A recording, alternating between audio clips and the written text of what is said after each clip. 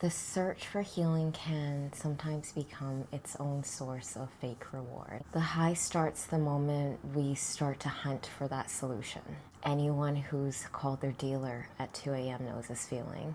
It's not so much the thing itself that provides the reward, it's the pursuit of it. The fix might change, but the underlying craving is the same. Because what we're craving is a feeling.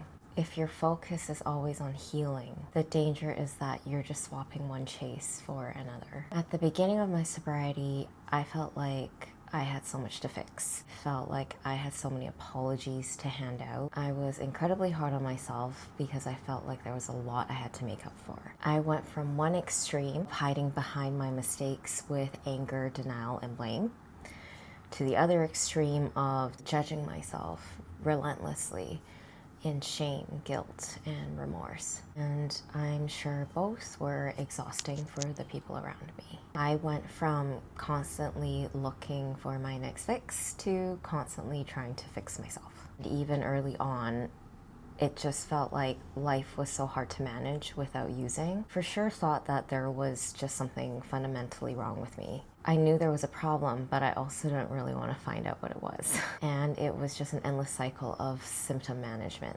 So if I lost my temper, it was because I had anger issues. If I kept doing things I regretted, it was because I was stupid. And I think that's the trap, right? Like, we know that there's pain, but we also don't really want to know where that pain is coming from. And if I didn't look, then the only thing I could do was just dump more stuff on it to relieve it. I saw my identity as fixed. I'm an addict. I'm an angry person.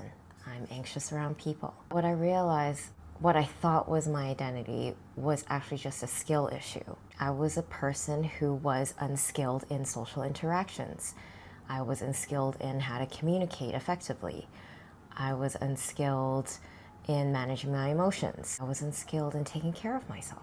Ultimately, healing my relationships, including the one with myself, didn't happen because I set out to heal. It was actually a byproduct of me realizing how much of my suffering was tied to how I chose to see things, how I chose to think about things, and essentially what I chose to learn. It meant being really honest with the parts of myself that I thought were repulsive or uncontrollable, and choosing to look at it when every instinct told me to look away. It's not something most of us are taught. In fact, many of us, including myself, picked up the opposite message, which was that I was an inconvenience, that I was always lacking, and that I was a burden just by existing.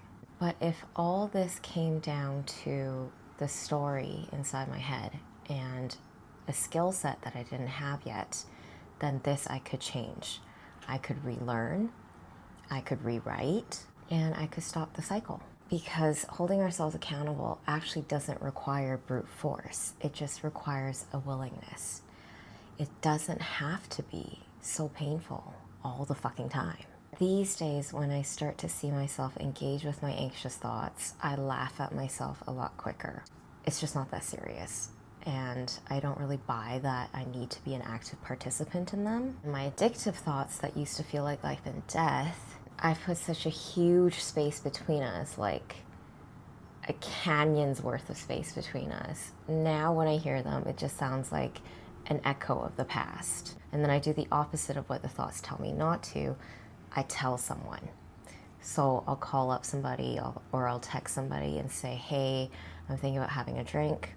I won't, but just want to tell you, this is why I'm thinking about having it, because I'm feeling sad or lonely or anxious. And the moment that I say it out loud, I can almost see the energy being sucked out of that feeling, and it just loses its power completely. It was never about finding the perfect thing to heal me or healing until I was perfect. Acceptance is a decision that we get to make right now. Your ability to move forward is not based on you needing to fix everything first. About deciding to move forward anyway, despite not knowing, despite not being perfect. How can any of us live fully if it feels like we're always waiting for something to happen?